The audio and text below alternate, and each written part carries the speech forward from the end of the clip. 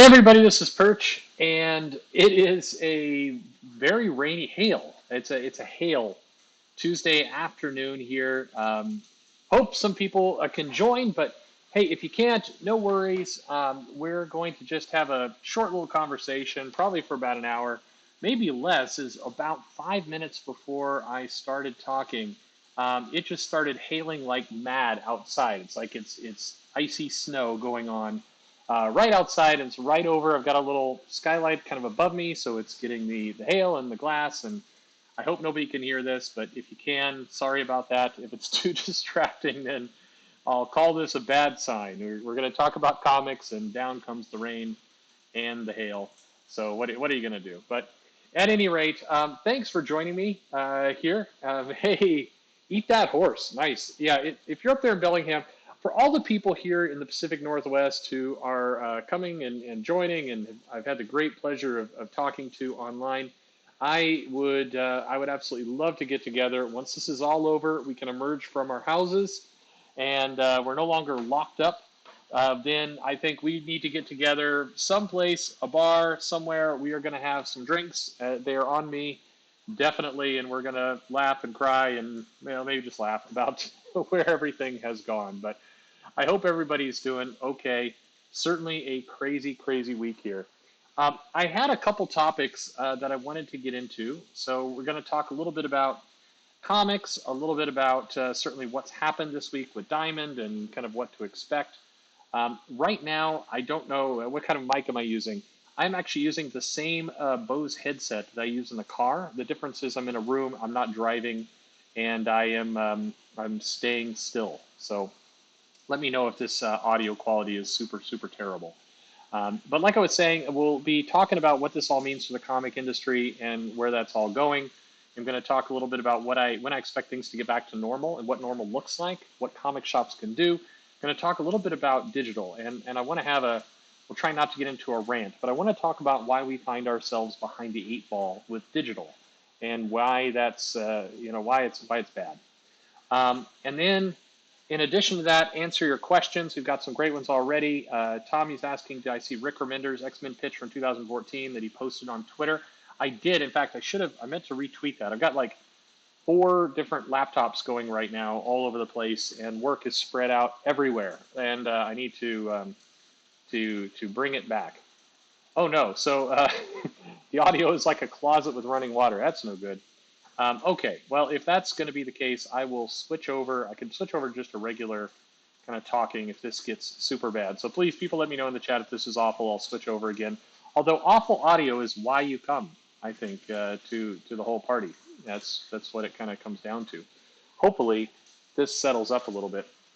The other things, some stuff to look forward to. I've got some interviews coming. Like I said, I've got one that just is uploading kind of as we speak, so hopefully that's not going to crash the bandwidth. It's going to get a quick approval and then start going out from a really cool artist that I like quite a bit, and he was very friendly, talked to me for quite a long time, so I'm going to parse up the interview in a bunch of different places, and we'll see where it all goes. So, for those of you who are joining and with us, I want to, and people who are listening to this later, I'll hit upon this really quick. Yeah, Perch staple. That's right. Um, I think the comic industry got just hammered, obviously this week, but this was long in coming. So, I a bunch of people were concerned. I posted this video yesterday. I think I was super, super tired. YouTube shadow banned me. Yeah, probably they have. There's 2 things working against me right now with YouTube. Number one, first of all, I have no warnings or strikes or anything like that. But what I have done is I have talked about the virus a few times. I don't monetize, but I know they're cracking down as they should be. I don't begrudge them for that. But I also don't want to have I don't know what I'm talking about. Anyway, I get why they're doing that. Don't like it, but I get it. On the other end, I also don't monetize, and this came to my attention recently that because I do not, they do a number of things. Once you get to a certain number of hits of traffic, then suddenly they start to throttle basically where you're not showing up in as many search results and everything else. This sounded like a crazy conspiracy theory to me. But then as I've done some experiments, there seems to be some merit to it. So I am still looking in. They're going to drag me to monetization, kicking and screaming, but I'm going to do the absolute least possible amount of ads because I just hate them. Anyway, it's no money. I mean, at my subscriber count and everything else, it's no cash. It doesn't really matter. Every little bit helps, but I mean, mostly I feel like I'm giving money to YouTube. That's what I feel like. Hey, Knight. Hey, everybody, by the way. Hey, everybody in the chat. Thank you for going. By the way, this lies. When you're looking at this little dashboard and it says the viewers, the number I have here is completely different than what's in the chat. It's crazy. Anyway, but I'm going to put some level of monetization, maybe a banner, just something where it doesn't interfere with anything. And by the way, there's a lot of people who have channels. They do monetize. Some people were thinking I was attacking them a little bit, of throwing shade at the way that they make money. No, not at all. Everybody needs to do their own thing. I don't begrudge anybody that has ads up there. It's not for me. I didn't want to do it. So, that's just one of those ways to go. But in terms of where we are with comics, again, I think the industry was hurting. So take away anything to do with the virus. Things were not going well for comic shops, and they weren't going well for retail. You got to actually get beyond comic shops and just get to stores in general. You got Macy's, you got a bunch of places that are going out. Retail is hammered, and so on top of that, really specialty stores like comics are getting hammered. And on top of that, you had what a lot of people don't realize is that there's more and more desire. Here comes the hail again. That's great. There's more and more desire for these kind of previous strip malls and other places where a lot of comic shops were to get torn down, replaced with apartment buildings, kind of the gentrification of neighborhoods where they want, nice little restaurants, good coffee shops. They don't really want comic shops. Those aren't the thing that people want in a nice upscale neighborhood. So, rent is skyrocketing and real estate's getting harder to find. And it's just all these things are against comics. And then on top of that, although on Twitter, way too many people, they go into that and they weight this of, the social stuff, that the Marvel is not, not putting out content. And it's true. I think Marvel, DC, others, there isn't a must-buy comic right now. But we got to be honest with ourselves. It would be hard to get there. I mean, in our new society where you could instantly just click twice and you're watching thousands of hours of Netflix, you have to have something really compelling to get people into the shops. For new people, for new users, new readers, that's going to be very, very difficult. For longtime collectors, those are going to be the people who are least likely to want to see these kinds of radical changes and get tired of events, and all these things kind of push them away from shops. So it's created a bad situation. Now, don't get me wrong. I think that a lot of the content, a lot of the stuff that has gone on, and this is part of the interview I have coming up with Booth and a couple others, is that I was supposed to keep that a surprise. Part of the comments are that comics, they're not telling the kind of classic stories people want to read. So that is a problem. So all these factors are bad. They're all coming in. Hey, Rusty, they're all in trouble. And so this latest move didn't help. But arguably, if the virus hadn't hit, if none of this was going on right now, comic shops would probably be in the same position about 2 years from now anyway. They were in a must evolve state. The kind of the double whammy that hits comic shops right now is that a lot of them had moved to tabletop gaming and doing a lot of these other community-based things to get people into the shop. And that, of course, is the kind of the thing that gets struck right in the heart with this situation. So there you go. That's a problem. I have some other reviews coming up as well, by the way. So there's many that are coming on, including one that I'm really kind of excited to finally. We've been toying with this for like 6 months back and forth, and we can't seem to nail down a time. But I have one critical question that I'm just anxious to get to. Anyway, so comic shops are in trouble, and it's all these factors. I say this because on social media and on Twitter and a bunch of other YouTube channels, there's tons and tons of YouTube channels about how the Marvel is killing the comic industry and everything else. And I think I don't like over exaggeration, and that's why I always struggle that's why I always struggle with those videos and those comments, and why I push back and why I get myself into trouble with one side of the world. Because yes, it doesn't help. when you're doing kind of the New Warriors book you're doing and things that are just kind of laughable rather than readable. That doesn't help anybody.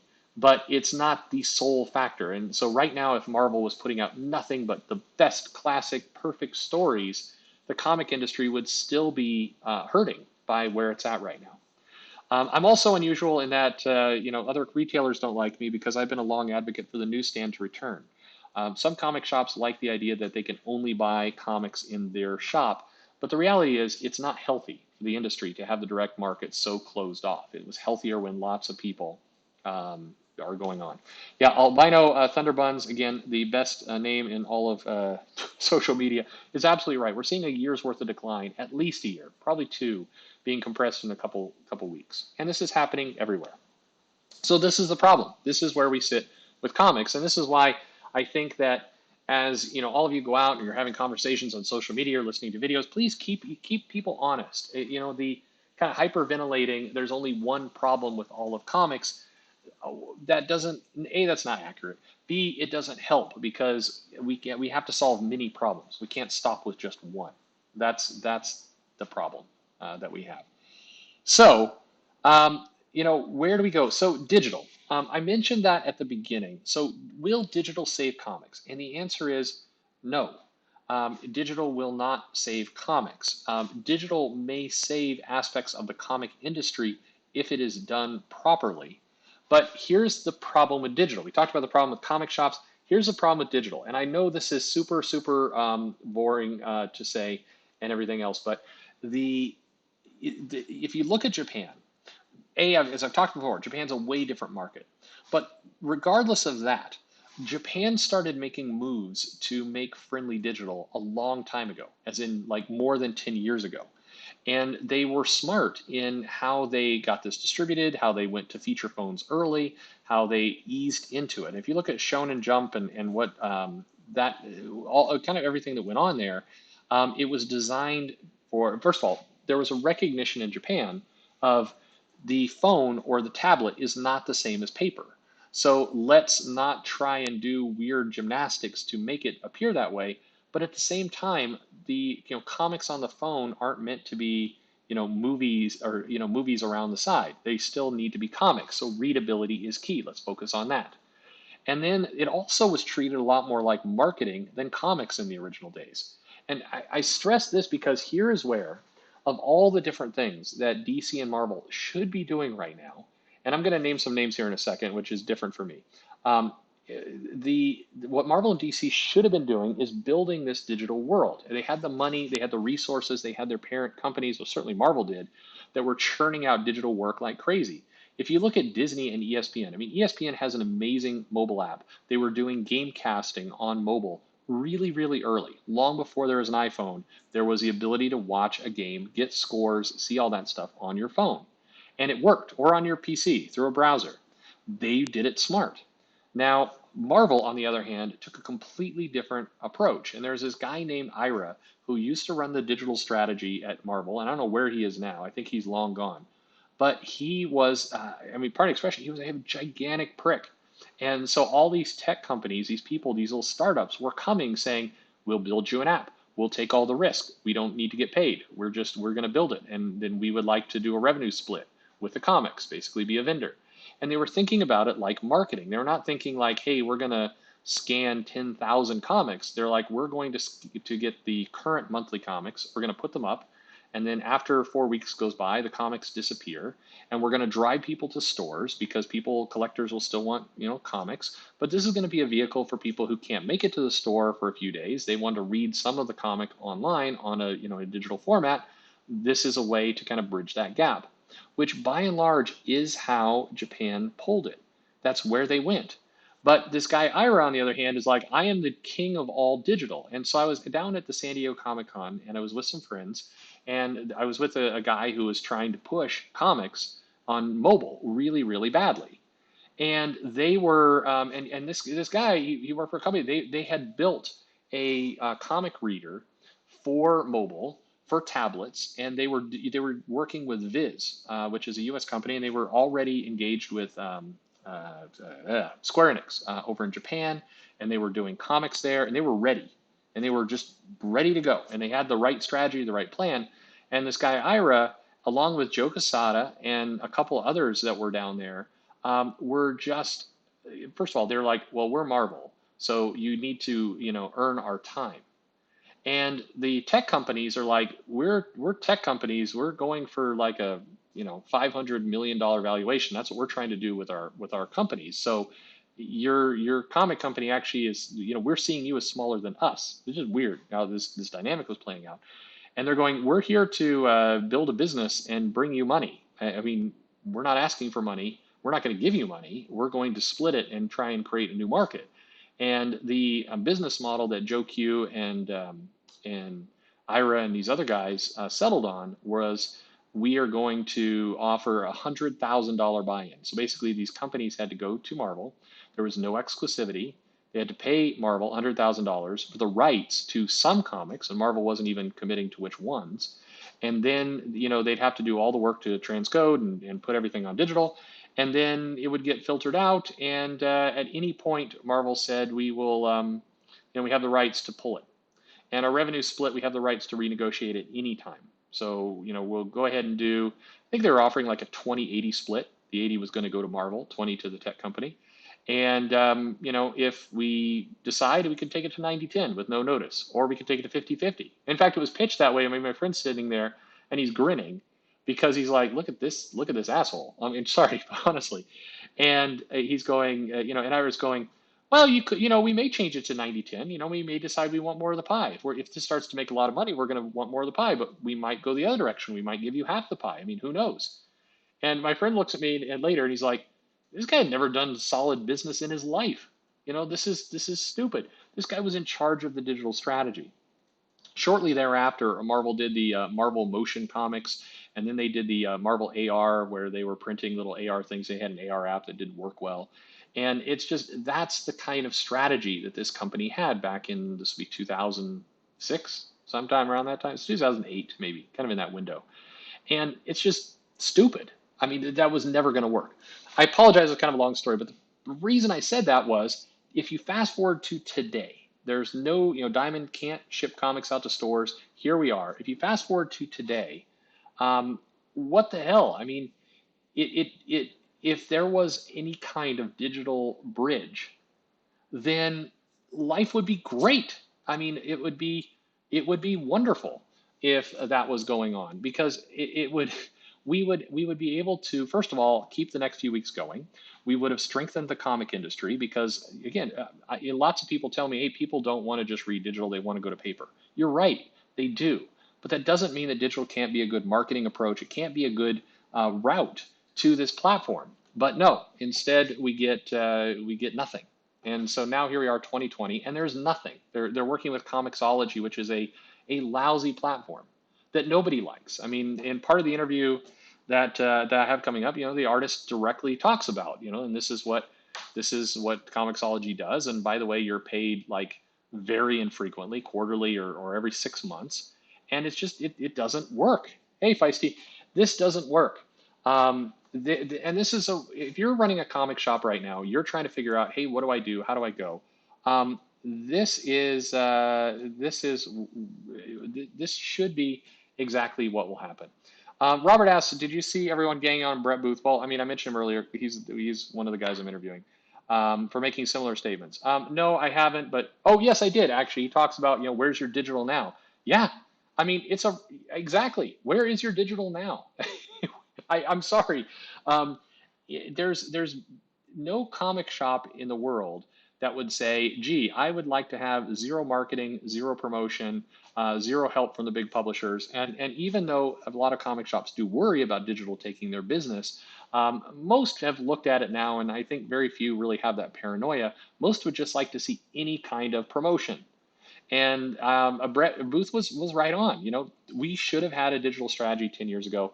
The big two failed completely in that regard. And my hope is that if you're a small indie company or somebody in an indie company, for the love of God, there are still tech companies, especially now that people are trapped in houses, there are still people who are willing to make apps, build things, put stuff out. I mean, Shonen Jump has given you a blueprint of how to do it in the US at a very basic level. You don't even have to be creative, just copy. It is painful. Thunderbun says, attended a Marvel panel in Digital Comics at 2008. Hey, I'll bet I was in that room with you. So I went to San Diego Comic Con, I think every year for more than a decade, and I always attended the digital stuff because one, I was interested, and two, there were some panels that I had a friend who would go on some of the smaller panels and talk about this stuff. And it is the attitude, and I hate to be the guy. I'm going to talk more about that in a second. I won't be the guy who just beats up on the big publishers because there's way too much of that. But Joe Q, if there's one thing that just was really apparent, it was there's a panel where it was like the next big thing. They were talking, they were announcing the Marvel Man acquisition rights. So I don't know if that was the one you were in, Thunderbuns or not, but that one, you had to sit through there and it was painful.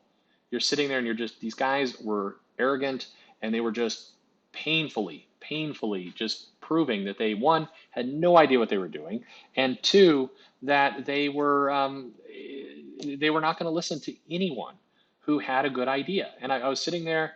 I was sitting there with my wife, actually. She had come down for that one, and my friends. And again, this is the guy who had just sat in the meeting with me, or with Ira, and is like, these guys are going to fail. There will be no digital strategy. He's like, they're going to be, lucky to get somebody to scrape their comics later. And a couple of years later, the Comixology thing, or maybe a year later, it just, that's the part that my head spins. And so maybe that explains a little bit for those of you who see me on Twitter, why I'm irritated at the big two and everything else, but also not for the same reason. The social stuff, hey, this is a painful comic panel, whatever went on with Spider-Woman last week. I mean, that kind of stuff. I mean, to me, it's painful. I guess it's cringy at times. It's laughable, but it's not industry killing. It's these kinds of things. See, so who knows? What I'm learning tonight is apparently Feisty and Albino and I were all in the same room like more than 10 years ago listening to Jackass. But anyway, enough of that negativity. I think, well, we'll get to a different type of negativity. By the way, I am paying attention to things, so ask questions. I will answer anything, and I'm in hopefully a little bit more awake. I got so many messages. I don't know how I sounded yesterday in the Diamond video, but I must have sounded really depressed. I was bummed for sure, but I think more tired than anything else. I haven't been sleeping much at all because of the virus, but not because of the virus, because of extra work and other things I'm involved in, trying to kind of protect people. And also, I try and be the dad, I guess, to people, in addition to my own kids, to other people, and that wears on you. You get very tired very, very quickly. Anyway, I think one more last little bit on digital and everything else. So I guess a long-winded way of saying digital is not going to save anything. Like Tommy said, it's not we'll all just dump onto digital now, but digital is a smart part of the ecosystem. And right now, if you're a media company and comic books are media, then you have to have some kind of digital strategy that doesn't look like you're, kind of scanning stuff, doing the least amount of work.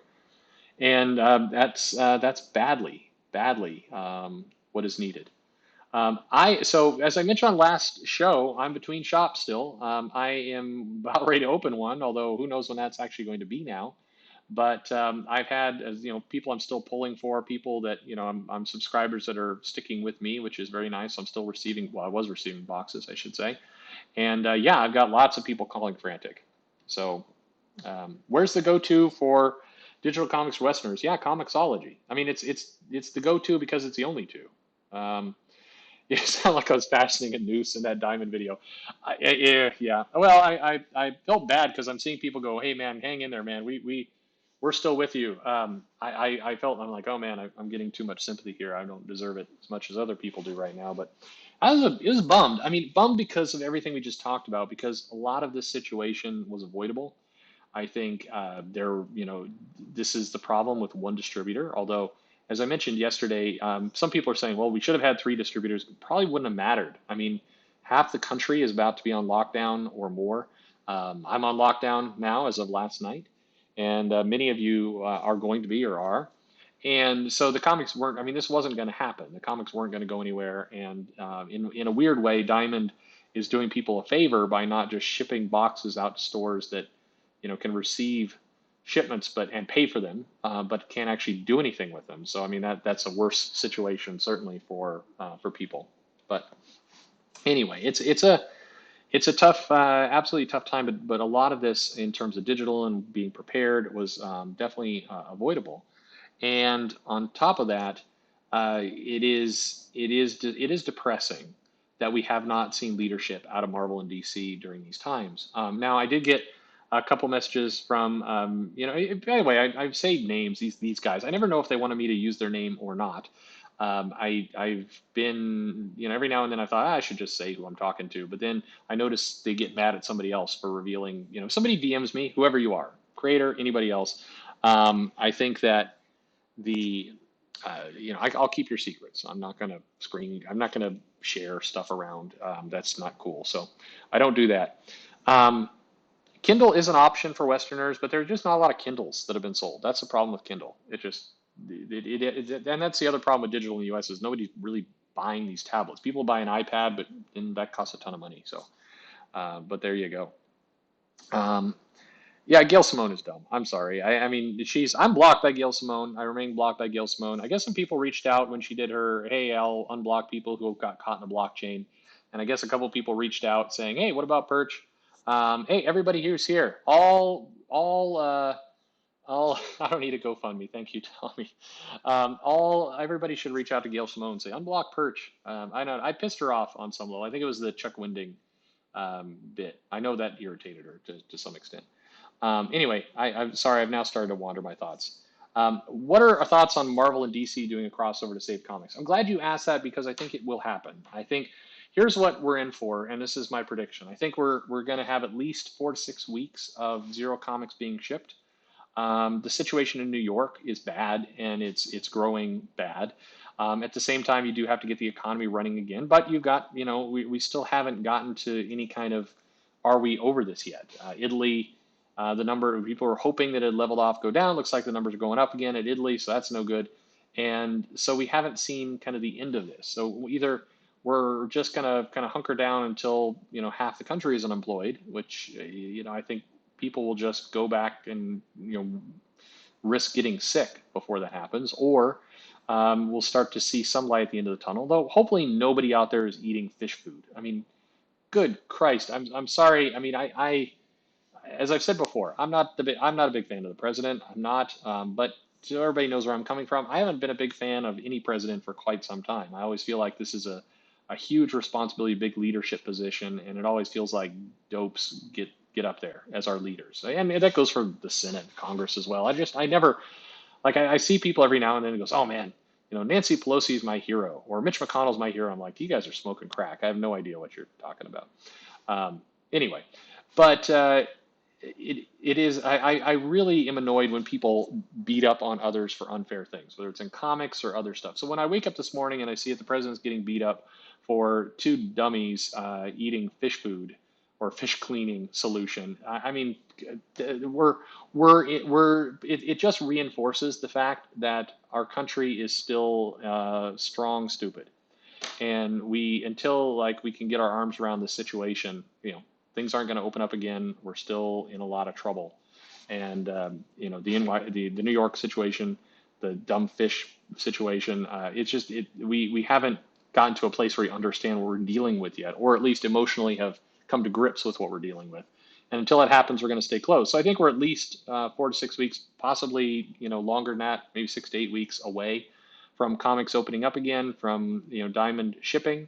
I think they're going to find a number of shops are still closed by different orders, and a number of shops have gone out of business because they haven't been able to sustain themselves. That's what we're in for. So there will be a recalibration of what it means to do comics. I think that there will be a choice made by the big two about, okay, are we going to go for industry-saving comics, pull out all the stops, maybe make less profit, and use this break to let J. Scott Campbell draw interiors for full comic, or get Todd McFarlane and do some kind of big Spider-Man story that's supposed to sell massive. Maybe now's the time to, put out some comics that are designed to go big scale, but maybe with a lower cover price so you can get people back into it. I think these are all things that should happen. I don't think they will, but these are things that need to go on. I do believe that Marvel and DC are going to come to the table and say, let's do a big crossover event to kind of excite people about comics. The problem with that is those two have also been relatively silent to all the shops and to this business. Marvel's, hey, we're going to do some discounting. That doesn't help. Returnability helps. The end. Returnability helps. So without that, anyway, don't know what to say. I think so. If they come back and say, "Hey, we're going to do a big, Spider-Man meets Batman, big crossover," the fan base, the retailers, the shop owners, everybody else, I don't think they're going to be like, "Oh boy, I hope it's going to cost $9.99, and I hope it's going to ship with 20 variant covers, and the comic industry is back, everyone. We've got a Marvel DC crossover, yay!"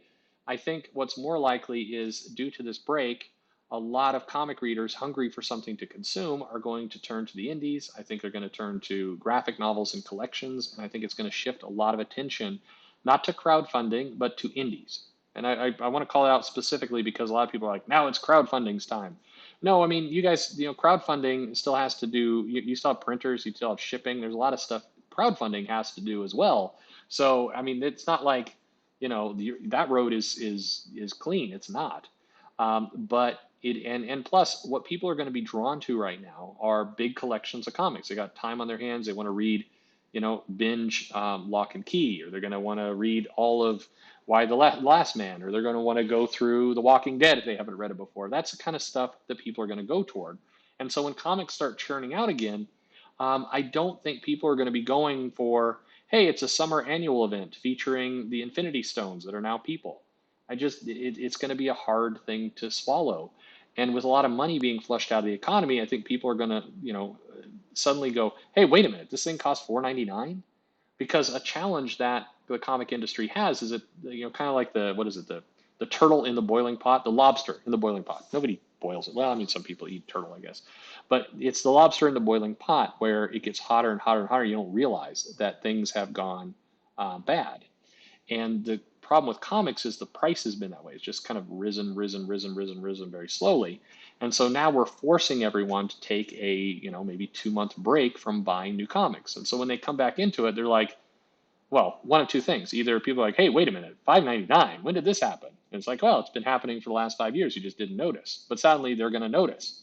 Or they're going to look at it and they're going to go, oh, wait a minute, Marvel just shipped the last 2 months of comics in 1 week? Oh my God, I'm not gonna, my bill is how much? $300. No, that's the other problem. And I think that's a big problem. So I think that I do believe the big two companies are going to come together and plan some kind of big crossover. I think it's going to come like 9 months from now, 12 months from now. I think that they will, in their own way, because they can't help themselves, want to do a lot of crossovers and tie-ins and other things because it's back to business as usual. But I think in a lot of cases, it's not going to be business as usual for readers. And this is maybe more of a bold prediction. Maybe everybody gets healthy in 2 months and the world is great. The sun is out and everybody's like, I can't wait to buy $10 comics. And then it is back to normal. But I don't think so. I think the psychology is shifting. And that's going to be a big factor for people. So who knows? That's not meant to sound grim. It probably sounds it, and it's. I think it's just a reality. So when I say that, I think it's an opportunity. We'll say it in the happiest way possible. It's an opportunity for people to think of the new business model now, to start considering a better way to go about it. If you're a comic shop and you can weather this and survive, start thinking about how you're going to bring things in. This is my idea that I'm going to be doing for my own business and for myself. And I'm going to be starting some videos soon, which is 100% going to dox me because my face will be in it. And you're like, hey, that guy's voice is this voice. You'll know who it is. But do art lessons for kids. I'm telling you over and over, if you're a shop owner, start doing that. And now you can start that business now by reaching out to some artists, find some people. There's people who have nothing to do. Putting videos up. You got a bunch of parents who have kids who can't go to school. They need to learn something. Start that approach now, so when the life gets back to normal and people can come back in your shop, make these programs where art can exist for parents and kids. If you're a shop owner, I'm telling you, it's genius. You should do it. If I could franchise it, I would tell you, I would I would give it away for free, but you should definitely do it. Um, all right, now here's where I get to talk and type at the same time, uh, and everybody can hear my typing. Anyway, I'm a decent multitasker, but there are limits to my, especially with no sleep and whiskey. Anyway, I think there's been some questions. So I got to say, number one, CB Cebulski, Jim Lee, Joe Quesada, even to some extent, Kevin Feige, you took over this division. Leadership. We need some leadership. We need some confidence. We need some hope.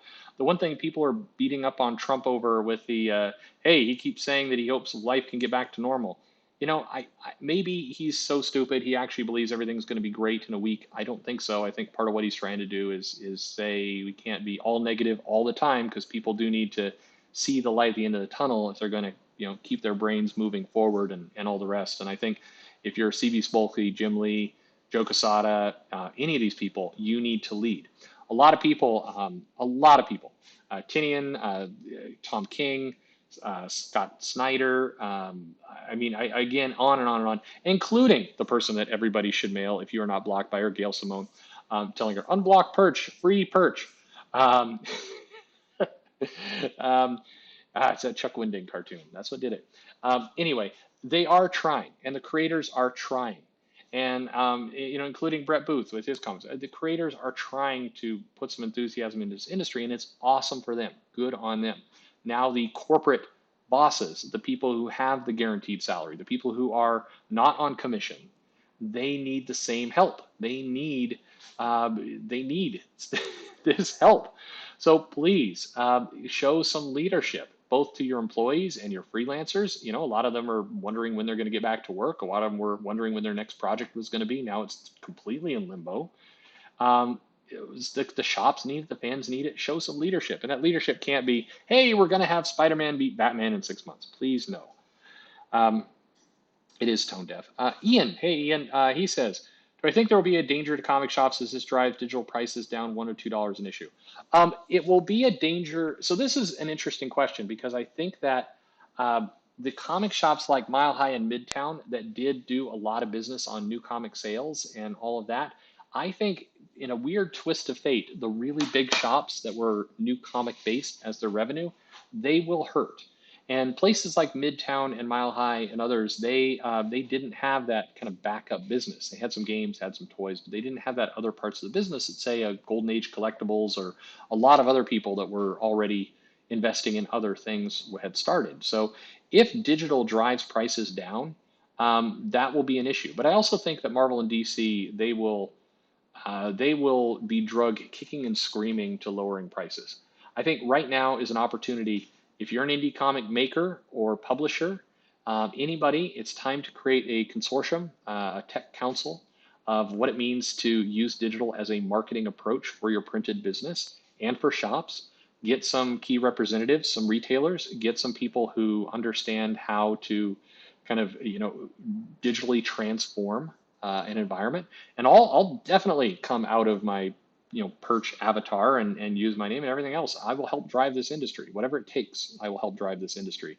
But if you're an indie, you need to lead. The big guys are not going to do it.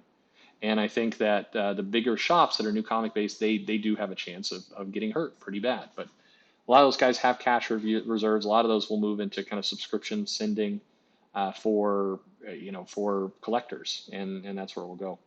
Tommy says, do you believe Marvel is trapped and won't change because of its business model?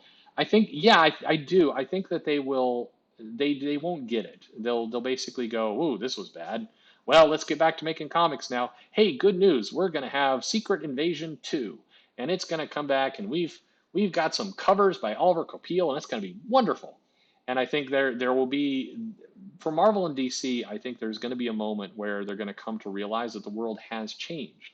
And it's not the world that the Comicsgate folks or people like that are saying of, hey, your social trash isn't selling. It's a recognition that your digital strategies and your way of speaking to the market is old fashioned and requires a hard reboot.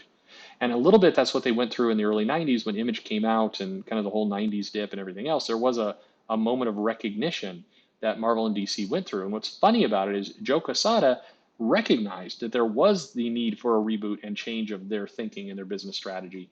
But here we are today, same guy, missing the boat. So, Wayne Adams, hello. What else is going on? Jameson, I'd like the idea of some art classes. Yeah, I'll put some stuff out there. I need to. I'm tired of this avatar anyway. Um,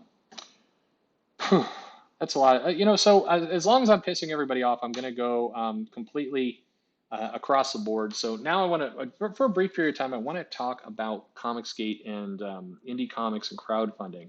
And this is going to be the other thing that always irritates people. So I want to say on the offset, my position for comics, and this is true whether it's Marvel making social comics or whether it's Marvel making Hickman X-Men title number 13 a month. I guess this was one way to reduce the amount of X-Men books coming out in a week. I guess there's that.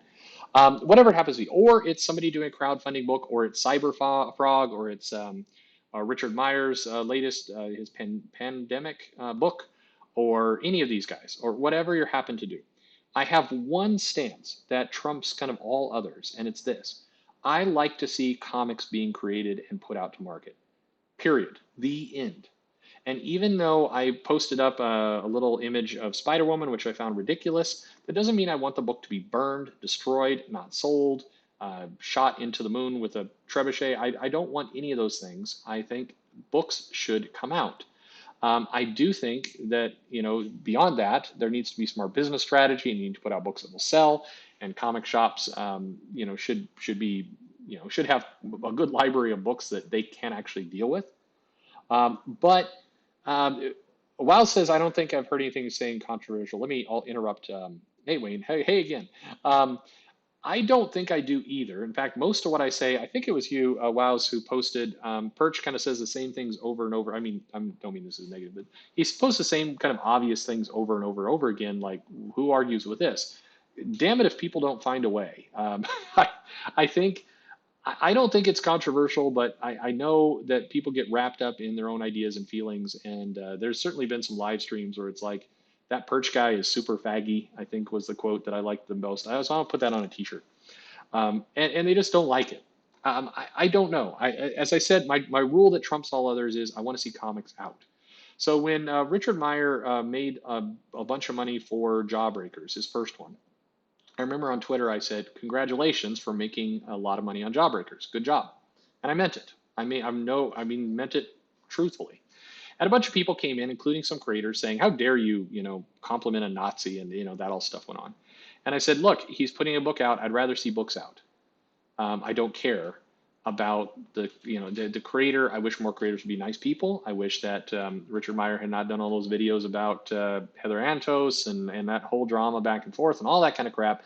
Entertaining to some, but in the grand scheme of things, I do not think useful. Same time, I don't think Rodriguez should have sent his butt picture to others. All this stuff's true. I mean, people should just try not to be dicks to each other. I don't think Mark Waid should have, done what he did to get that comic out of shops. I don't think he did anybody any favors. I don't think he saved anyone. Same time, I don't think your boy Zach should have done, endless videos kind of with funny voices ripping on comics. I think that was more destructive than helpful. But it's his business. It's his video. And it's Wade's business if he wants to call up and make threats. The courts will determine if that's legal business or not. But people make up their own minds. I'm not everybody's dad. But at the end of the day, comics. More comics out, the better. And the market will decide. People will decide what they want to buy and what they don't want to buy. And comic shops, I think comic shops, like I said, need to have good things to sell. But at the same time, if a comic shop is buying 100 copies of New Warriors with 0 pre-orders, that comic shop is stupid. Oh, wow, so you're Captain Cummings. I did not. Yeah, of course I know who you are. I can't. Jesus. Sorry. I just got to drink this tea. Okay. I did not know who you are. I think you did a lot of good early work, man. I think you said a voice when a lot of people didn't. But regardless, I think that getting books out is important. And keep in mind, a lot of our favorite artists, there's if you read that first issue of Solo Avengers, there's a Mockingbird backup story by Jim Lee, and it looks super, super junior for Jim Lee. If you look at Jim Lee's art now, it looks incredible. You look at that early art, didn't look as good. So, but how would Jim Lee have gotten better if the comics weren't coming out? So whether it's the art quality, the story quality, whatever, come out. And if Marvel wants to put out comics that are going to sell like 2,000 copies to a very small group of people, it's not my money and I don't care. And as a shop, you will never see a retailer say, hey, Marvel, you forced me to buy this crappy comic and now I've got 2,000 copies on the stand. That doesn't happen. Now, yes, there are variant incentive programs and other things, and that's tricky. But again, you are not forced, gun to your head, to put this stuff out. I mean, you're not forced to buy it. The variant schemes are bad. We could talk for an hour about that, but regardless. So what about crowdfunding? The thing I would like right now is that there is an attitude amongst crowdfunding to say, hey, the comic stores made their own bed. Screw them. And I find that just painfully stupid. It's painfully stupid because the comic stop, using, and I think this is Meyer's analogy. People who make comics are a hot dog vendor. I think that's overly simplistic. But arguably, where I think that logic applies better than anyone is the comic shops. The comic shops, they are there. They have a product. They sell that product. If the comic shop doesn't, if the comic shop doesn't want to sell Batman and Batman's the thing that sells well, the comic shop's going to go out of money. It's going to go out of business. So the comic shop has to deliver what the consumers want to buy. And that's what the comic shops do. So I don't feel sorrow for comic shops that ordered stupid things and are left with thousands of copies of stock. There are a couple comic shops a couple years ago that would send these photos of like mountains and mountains of Iceman. I'm like, why did you order that? You're nuts. I think that on the other hand, it's saying the comic shop has a responsibility to boycott all of Marvel because a guy who works for Marvel called up Antarctic Press and was a dick. I think that's putting a very unreasonable expectation on the comic shop. It's not the comic shop's job to get in the way of that. The comic shop's job is to sell comics to consumers who want to buy them. The end. But anyway. Oh, Didio. Didio was the one who did that? I don't know what I'm talking about. It's weird to see, Didio got out like in the nick of time. Arguably, it's funny though. If you look at it, a lot of people are like, "Oh, hooray, Didio's gone," and everything else. I suspect Didio would have made a statement by now as the head of DC that Jim Lee did not. I think he would have. That's painful. Anyway, in any case, somebody said I get on the wrong end of a lot of people at different times because I'm either anti big publisher, I'm anti comics, I'm anti comics gate, all the rest. I want comics. That's my stance. I want comics. I'd like for people to not be assholes. Kind of the end. That's pretty much all it is. That's a deep breath. It's amazing. I'm just going. Here we are, 48 minutes in, and I'm just chatting away. So, what other kind of crazy things can I tell you? Kind of worst signing experience. I'll throw this out there, and then people, please throw some other questions. Oh, here's somebody though. The DC prints their comics in Quebec. I think so. I think some. As I recall, DC is distributed, although I could be wrong about that. It has hopped around from time to time. Comics get printed in different places, but regardless, the distribution mechanism was just not going to work. The question for me is going to be, what are we going to see a week from now? Are we going to see the digital comics out like normal? Is that going to basically drive everybody to Comixology if they want to read the new comics? Or I'm curious what that looks like. Deluxe Studio says, yes, I'm sorry, I'm late in answering this question. You're talking about overship. So was Marvel shipping extra comic copies without asking the shops and charging for shipping? All right, so this is an interesting question, and it's one I've debunked a couple times, and people have probably heard it to death. So I'll just quickly hit it this time. Yes, it's true that overshipping happens, but overshipping has been kind of overblown in terms of what it actually costs stores. So the stores pay for shipping, but that shipping cost is extremely small. Keep in mind, like if you're order 10 copies of Iceman, you don't get 100 copies of Iceman, you get like an extra 10 copies. right? So now you got 20 copies of Iceman instead of 10. So that 20 copies, that extra 10 books costs you, I don't know, a buck maybe at most. And I'm not hand waving that aside because this is like a surprise bill you didn't necessarily expect, but it's extremely small. And the reality is, every comic shop will tell you if they get that, they can take those comics and they can, if they decide to not even sell them at all, immediately get in the car, drive down the street to a half price books or something like that. They can unload those 10 copies for easily the money they cost or more, usually more.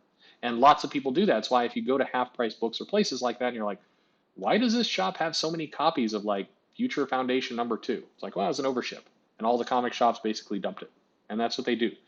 I don't think that's the worst thing in the world, and I mainly say that because we need more marketing from the big publishers, and overships, it kind of is marketing. It's basically saying, here's some extra copies. Someone said that they believe that the publishers make the comic shops pay for those extra issues. They do not.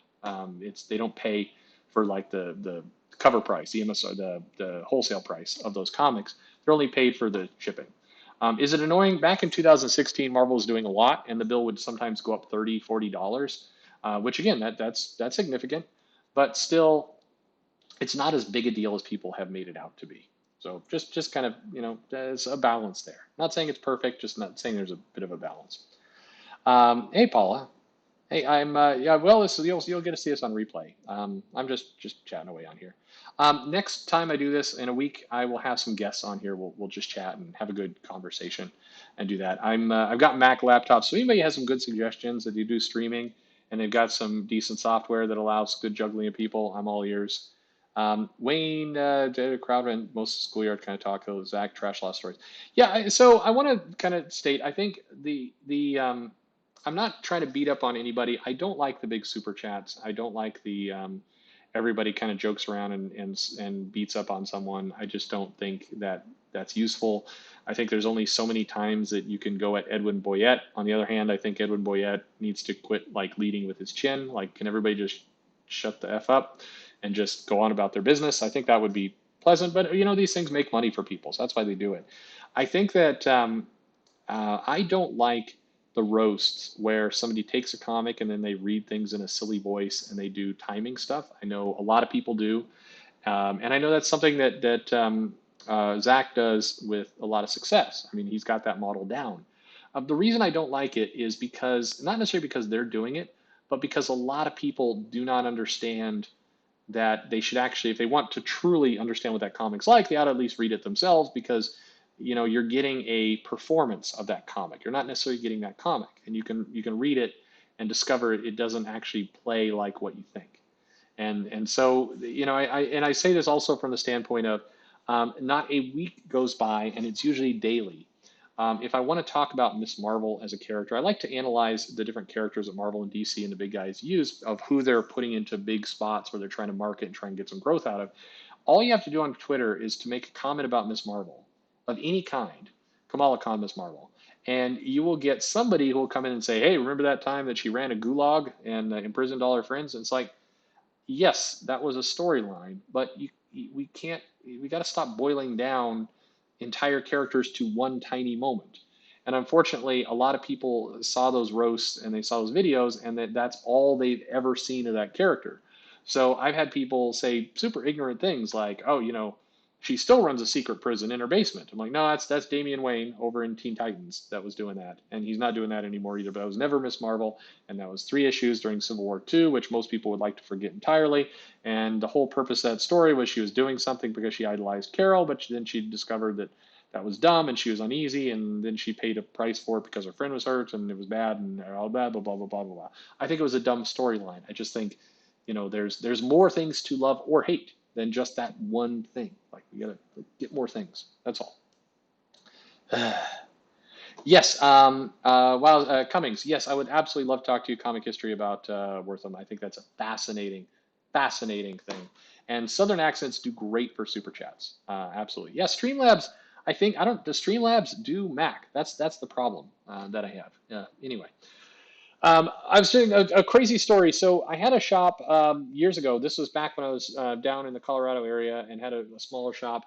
And I had, the creators that bailed on me, that will always stick out on my mind. These are people that you get to do a signing, or you're going to get to come and do something. And this is kind of a fool me 3 times and eventually just feel like a sucker. John Byrne, who I'm a huge fan of, his art is amazing. Love his Fantastic Four is the Fantastic Four. In the interview I have coming up with Booth, we talk about how, Byrne is, just did the definitive Fantastic Four. And even though Kirby, has epic moments on that title as well, and so does Hickman, and there's like a lot of great Fantastic Four stuff out there. In my opinion, certainly not the current run, but a lot of great stuff in the past. The Byrne Fantastic Four was just magical. There was just something about it that was just brilliant. And his She-Hulk series I loved. I liked his Man of Steel and the stuff he did over at DC. Was not ever a big fan of his Namor, but Byrne is a great guy in terms of artist. As a person, a crazy asshole is probably the best way to put it. And he notoriously stood me up on multiple occasions for doing signings or doing things. And he became a very unreliable person. So now I have this definite dynamic where it's like I love his work and I see his work and I'll open up comics, but there are a good portion of comics, especially ones where I had ready for him to sign, or comics that are out during that time period, where now when I come across them, I'm like, oh, look at this great John Byrne artwork. Man, it's going to be a great story. Oh no, this was also the time he was a dick and stood me up. That's a problem. Anyway, uh, that's the problem there. I think actually, to loop back really quickly, I think roasts are fun. I've had some fun. I haven't done many really, and I just don't. I haven't done them because I've been scared that if I do them, I'm going to have a bunch of people who are then going to take what I'm roasting as gospel. And I do, there's a good DC writer, a pretty top level writer, who will every now and then drop me a line. I'm really appreciative when he does, and very very kind guy, but both positive negative, has given me some good advice of saying, hey, this topic you're doing right here, you're coming off like an asshole here, and I appreciate it, because you don't always see your own blind spots, and I think that's good. Yeah, Neal Adams is another one actually. I saw Neal Adams at the San Jose Comic Con in 2016, I want to say. I think 2016. Yes, that year is right. And I was down there for that, and Adams was weird. Like he's a weird guy. Byrne never gave an explanation for why he stood up. He just did. And this is, I think, pretty. I think there's a lot of stories around there. A lot of people have the same story. I'm not a unique snowflake, fortunately, where that's concerned. But that interesting guy, interesting times. But yeah, Adams is one. I've had bad luck with Aaron Lopresti, but he is. A lot of other people have had great experiences with him. So nobody should take. It's actually another lesson in don't ever take anything any one person says as inherent truth. Go search for it from yourselves, because you see a lot of different things. And here's Carter saying he had Neal Adams at his store, amazing performance. Yeah, I mean you get different things from different people. I think you get people grouchy, you get people who are not feeling it. I've had good experiences with Art Adams. I've had bad experiences with Art Adams. I've had cons where Art Adams showed up for an hour and then just vanished for the rest of the day, and let the assistants do the work, and that was a bummer. Who was the not Keith Giffen? It'll come to me later. I remember there's you get people on a bad time, and I think I have never heard. Well, I take this back. I'm willing to bet that every single creator, writer, artist, everyone, has had a bad experience at some con. I guarantee you there's no one's has a completely spotless track record ever. I think there's always been a time, and yeah, I think that works. I don't know. Anyway, yeah, and some people actually the pricing gets out of control. Brett Blevins, he's always been good, actually. I don't think I've ever had a bad experience with him, but anyway, there's a lot. Yule, yeah, thank you, Yule. I should ask Yule's. Well, now because of the delay in this stupid chat, I'll get this answer in like 10 minutes. How are you doing with your shop? And Feisty, if you're still with us, how are you doing?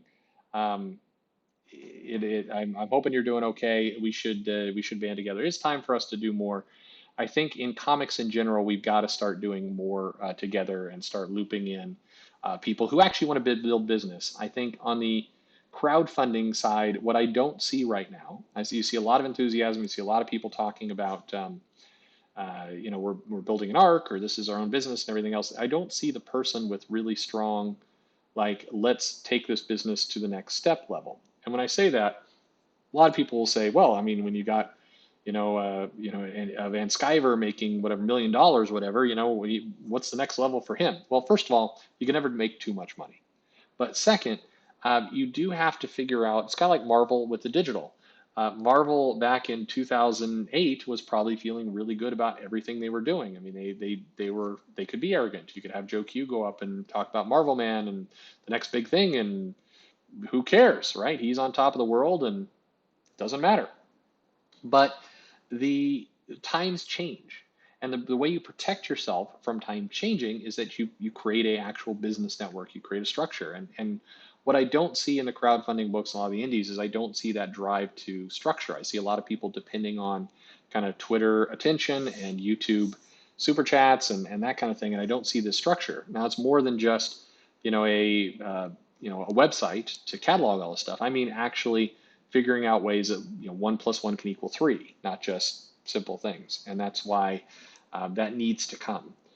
Somebody was saying, hey, why don't more comic shops carry Comicsgate books? Well, first off, most comic shops would be happy to carry any books, and if you're a local, you absolutely, local comic shops like to carry local things. There's an interest to that. And so yeah, Bernie Sanders liked that word with me, I'm sure. I think that, yes, Paula, and Paula, I want to say, just interrupt, I will help you with anything. So reach out to me. I think if I'm not connected to you, by the way, if you're connected to me on Twitter and suddenly I'm not following you for some reason, I promise I have not unfollowed you. Just people randomly disappear at various times. And I thought it was like a me old guy thing, but no, it's, anyway, it's the tool. It's not me, but reach out. I will help you, Paula, all day long, completely. You've got some good stuff. But I completely interrupted my train of thought. It's not coming back now. This is a problem when you just talk and talk and talk. It all becomes a bit of a sea. But hopefully this is valuable to some folks. I think, oh yeah, no, so comics. So if you're doing a crowdfunding thing, you're doing an indie thing, you're doing a Comicsgate thing or not Comicsgate thing or whatever you're doing, whatever label you put on it, your local comic shop will probably carry your comic. I've done videos about this, many videos about it, so I won't dredge it all up again, but just if you go in professional, you do not go in on Wednesday, your comic stop still exists, knock on wood when this is all said and done, local interest sells. And I suspect after this is said and done, there's going to be even a renewed enthusiasm for indie work and local stuff. But here's the thing. If you're going to call yourself Comicsgate, fine. Be aware that unbeknownst to yourself, you could be the most professional person, all wrapped up, everything is great, but you're using this hashtag because you want the network. That's reasonable. But keep in mind that when somebody else is using that hashtag or is claiming to speak on behalf of Comicsgate, whether they are or not, or whether they have the membership card or whatever, then that person is saying things like, all comic shops deserve to die, burn them with fire, screw it, they should all die, screw them, then that comic shop's not going to be enthusiastic when you tell them you're from Comicsgate. There's this guy on Twitter today was asking about this, and I'm like, why do comic shops not like Comicsgate? It's like, well, because there are people who are using that tag talking about burning them down with fire. I mean, nobody is going to like that. Nobody. So, you either A, have to not use the tag when you're going to comic shops. B, you have to be prepared to explain why you're not a crazy person and those other people are, or whatever. You got to distance. Or C, you just got to, be prepared to lose out on some market. I mean, and by the way, this has come up before, and I think on a Ethan stream, he's laughing, saying, "Well, who wants that market anyway?" Well, the reality is, again, I'll point back to Marvel in 2008, talking about digital as though they had it all figured out.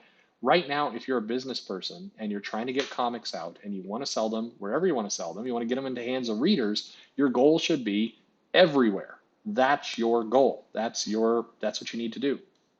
Your goal should not be to artificially limit some of your audience, even if it's a small audience, because again, things can change. Look at this. 2 months ago, this conversation about comic shops closing and viruses and everything else, nobody predicted that this was coming 2 months ago, despite the fact that both sides of the media say they do. So don't limit your audience. I do think things come back. I do think that people start going to shops again. And when they do, like I mentioned earlier, I think there's going to be a bit of bitterness built up around DC and Marvel and kind of what they did. I think that, fans are not going to be chomping at the bit to get, this Empire tie-in that doesn't necessarily matter or mean anything. I think that those guys, there's going to be a natural reluctance to that. So if you're an indie comic maker, crowdfunding, whoever you are, Comicsgate, not Comicsgate, blah blah blah, go hard now. Get to these shops, contact them. You got people sitting around saying, hey, when you're back in business, I want to come in. I want to help push this comic store up. So I'm going to come. I'm going to bring some comics. I'm going to make it easy for you. I'm going to have the artist there, and we're going to sign, and we're going to generate some enthusiasm. That will work. Please, please, please do. That's important. And I think that and then on the other end, if you are in Comicsgate and you wonder simultaneously why comic shops are irritated with you and you're angry at comic shops, well, it's because there are people who are talking about murdering comic shops. That's it. And I think that's why that's why that's happening. And it is what it is. So all right, there you go.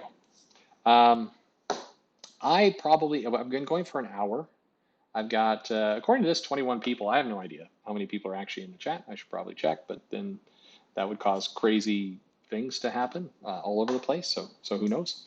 I really appreciate everybody coming in. What I will do, let me just hang out here for another 5-10 minutes, and then just any other questions, anything you would like to have answered, I'll answer. Next time I do this, I'll talk about what I'm going to do next while people are writing questions. I'm waiting for this delay to come through. I'm going to have some guests on next time, so I would really love to reach out to a lot of you and do things. I've got an interview now in the hands of somebody who is a great artist. I think a good artist, a really good artist who's going to approve it, because that's what I do with all the interviews. Over 20. I made like almost 50 last time. And nobody wants to talk on a Tuesday. Actually, I think I'm cannibalizing Jeremy Lott's stream, so I feel really bad about that. So I won't do that. I don't know what day is good for this. I should figure that out too. Anyway, as always, I do shows with Wes. Wes is a really good guy with Thinking Critical. I always enjoy those. It's nice to be on those panels because a lot of different groups there. I've really liked talking with Ash and Stacks on there. I need to do something with Larry. Larry King, who he's out there again. I credit for him for getting me on this thing, but he's got a good mind for comics, and he also has this will not stop approach to comics, which I really appreciate. And so I want to keep talking to a lot of different people and everything else. Anyway, so yeah, lots going on. Yeah, ask anything. Yes, see, now there's another delay. I'm giving you the power. Ask me anything. With very rare exceptions, I will do it. If people should ask me, by the way, I'll say this again. I think I'll plug this every time because this is the happy dad moment. So I do these reviews with my daughters, and they like doing them. They're always very silly doing them. They watch the video later, so they're getting more accustomed as to what is going on. So I lose control, but maybe in a different way. And the video we did on Avengers 200 was so much fun, and they had a ton of fun. And everybody who commented on that, thank you very much. You made their day. I mean, they felt like celebrities on that one. So that was pretty cool. I'll do some more like that. And that's what we'll do. Why does George have to give up on the idea of the dream farm once Lenny kills Curly? I don't. I don't think the farm was ever a real possibility. I think that was his out. You're right. Chest high wall. Well done. That's the kind of stuff we need. Other thoughts about comics? We'll keep at this. I need to badly put up videos. So for you, as I kind of alluded to, I've got about 90 videos in queue and about another 60 or so that need to be processed. So this goes way into the summer. The problem is I've forgotten completely about what I talked about on these videos. And so I think that these are going to sound dated as hell. They're going to be actually hilarious to listen to because they will make no sense going forward. But overall, listen, thank you everyone who joined us. A nice tight hour. Um, Thanks for all the questions. Just hanging out with me. I hope everybody's doing okay.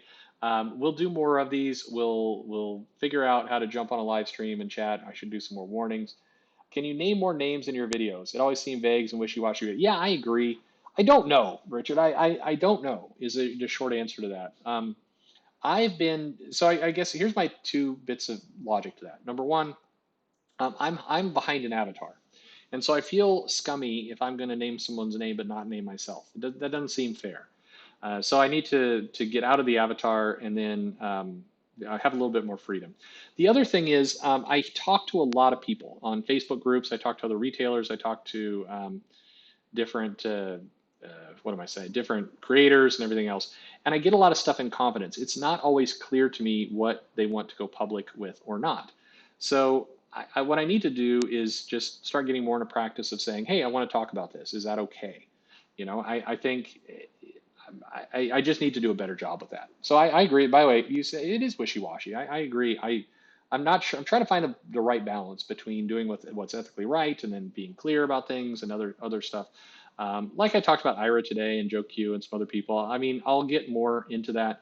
I think I'm also trying to find a good balance because the unfortunate reality is that the comic community is very polarized. You're on one side or the other. There's in most people's eyes. I find myself, and quite frankly, a lot of people, including the people who are probably here today, you're on a third side, and or just really no side. You just have your own opinion, which is the right way to be.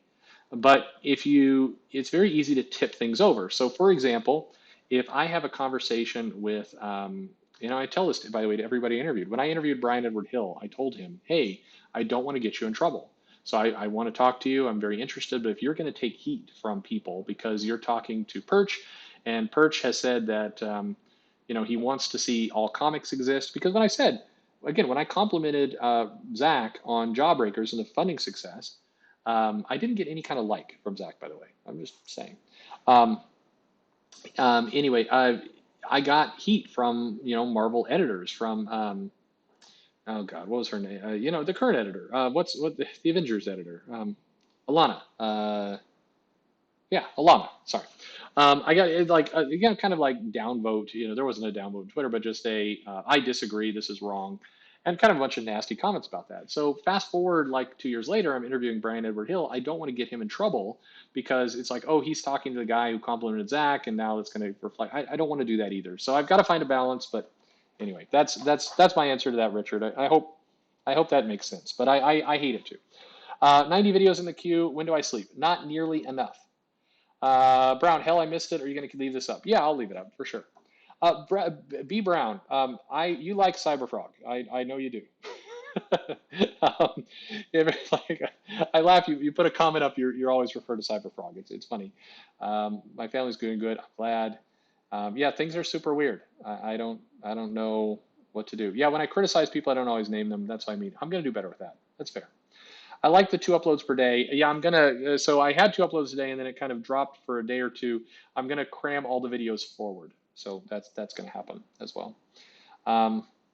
Team Comics is Team Comics, and and Alana Smith. Yeah.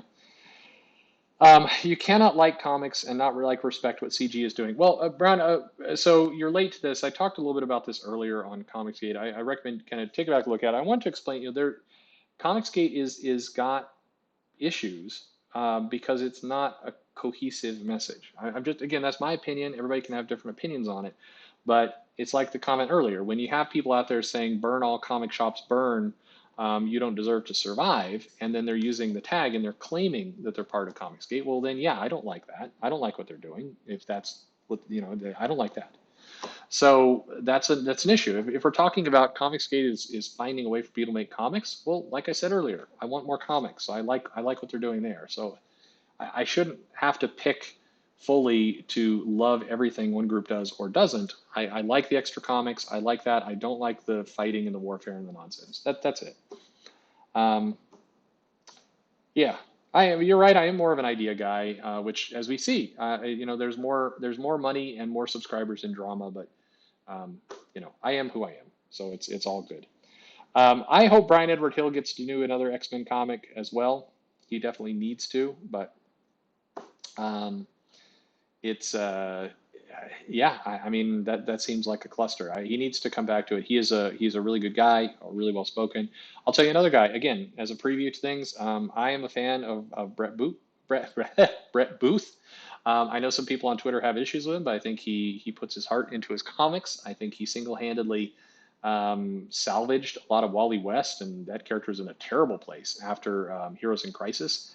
And I think he and Scott Lobdell, another guy who takes a ton of beatings, they put out a comic people liked, and they did some respect to the character. And you're going to hear some amazing things in this interview. I don't want to reel, but you're going to hear one aspect of that story which blew my mind that came from the two of them. That was the thing that hooked the whole story, and it wasn't originally going to be there, and they drove it home. So I have a lot of respect for people like that, and I think there's a lot of people who are fighting really hard, and I want to make sure that they are still getting work and they're still doing stuff that we love. So hey, Alabaster Scarf, I'm the Chuck Dixon. Yeah, I think so. I mean, I like Chuck Dixon. I don't know. I want to just preface that by saying um, Chuck Dixon is. I know a lot of people by their work that all of us see, in shops, and then I know some of the background. And the background is usually where the drama comes in, or whether the personal things. Like John Byrne. Love John Byrne's artwork as a person. Crazy in a lot of ways. And I don't know really anything about Chuck Dixon out of comics. So I think he does good work. I think his comics are great. And again, he's a guy who tirelessly puts out comics. So I'm a fan of that. I don't know enough about the other parts of the background. Um, Rick Remender. Yeah, Rick Remender, I have a video I've been teasing for a long time. And every time I get close to releasing it, I get a new bit of data or I get somebody else who's willing to kind of say something on the record. And so this will be my kind of magnum opus. I was hoping to put it out April 1st, kind of on the 1 year anniversary of the channel. So hey, there we go. We'll live stream here on the anniversary. That will be fun. But the Rick Remender story and kind of what went down with Marvel is just, to me, a fascinating story, and it fills in so many of the blanks of kind of how he was treated and what he did and the way people kind of try to cut him off at the knees. And in particular, the part that was fascinating to me about Remender is how many people who were writers for either CBR or Bleeding Cool, they were columnists there at one of those two sites, and they were posting heavy articles, either from anonymous sources, which I suspect didn't exist, or just trash articles about beating up on Remender, calling him encouraging pedophilia and sexism and just a lot of really nasty things. This is the first kind of really aggressively nasty push on a creator that went on, and the they went after him. And the funny part is today, a lot of those writers, the people who wrote some of those columns, now work for Marvel, or in some cases are starting to migrate over to DC. There's a fascinating story there. What gets really interesting is if you do your homework and you actually can dig through the archives and you can go to like a web archive of a Bleeding Cool or CBR, you will find the article under like a Kelly Thompson, for example, and you dig through into the archives. But if you do a web search and you look back in the database, you'll find that some of these articles have mysterious new writers for the article, and so there's a difference of here it was written with one name and now it's written with a different name, and what happened there.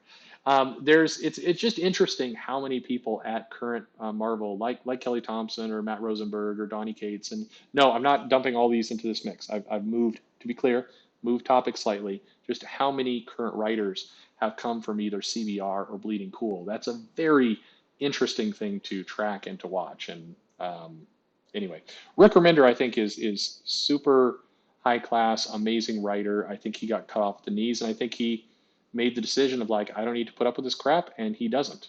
and he's managed to make a pretty good life for himself. So I'm glad.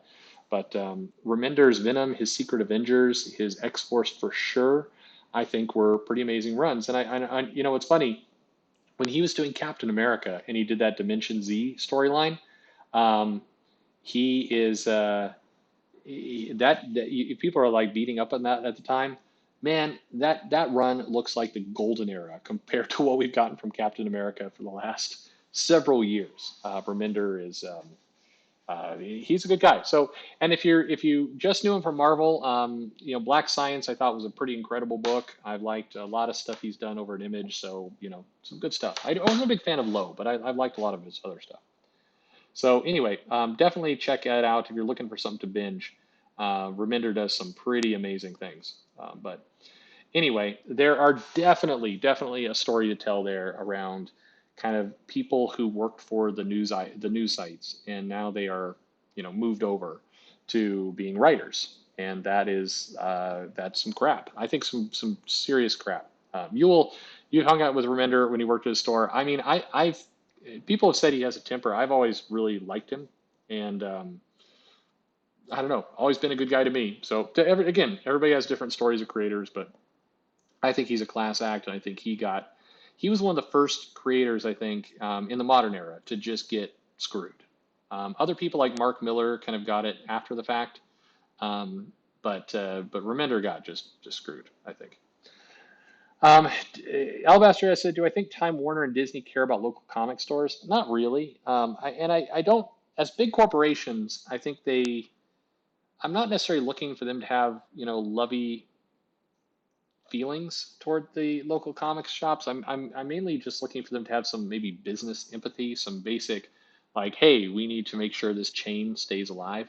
But I mean, Disney as a licensor, I'm hard pressed to believe Disney really cares about any store in general. I think the comic shop feels probably to them like something weird that they don't fully understand. And the only confusing part is why Time Warner or Disney have not put the screws to Marvel and DC to actually have a good digital strategy, which we talked about at the beginning of the video. But that's the confusing part, because I don't think they really care about local comic shops, but at the same time, I don't think that they're really working to solve that problem either. They're just kind of letting it ride. It's I find that kind of weird.